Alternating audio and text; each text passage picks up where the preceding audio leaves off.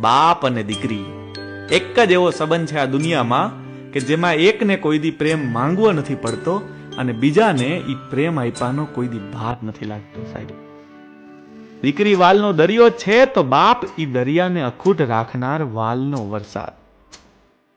જે દીકરીને બાપ હથેળીમાં રમતી રાખતો હોય, ખભે બેસાડીને ફેરવતો હોય, ઈ દીકરી થોડીક મોટી થાય ને એટલે બાપની માં બની જાય.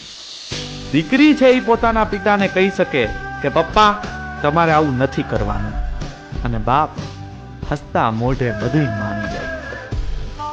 જો પરણીને સાસરે જવાની આ જગતની રીત ના હોત ને તો આ જગતમાં કોઈની તાકાત નથી કે એક બાપને એક દીકરીથી જુદા કરી શકે સાહેબ. કે નાની એવી રાતને દી કરે ને એનું નામ દીકરી સાહેબ. પોતાની પહેલા તમારી ખુશીની ચિંતા કરે ને એનું નામ દીકરી. કે બોલવાથી તો આખી દુનિયા સમજી જાય સાહેબ, પણ તમે ચૂપ હો અને તોય તમને સમજી જાય ને એનું નામ દીકરી.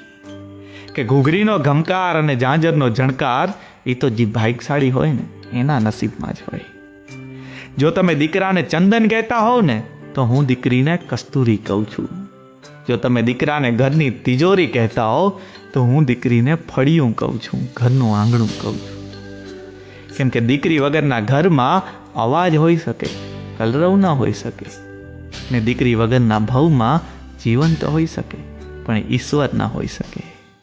અને એટલે જ કે દીકરી એટલે ઈશ્વરના આશીર્વાદ નહીં, આશીર્વાદમાં મળેલ ઈશ્વર એટલે દીકરી. આશીર્વાદમાં મળેલ ઈશ્વર એટલે દીકરી.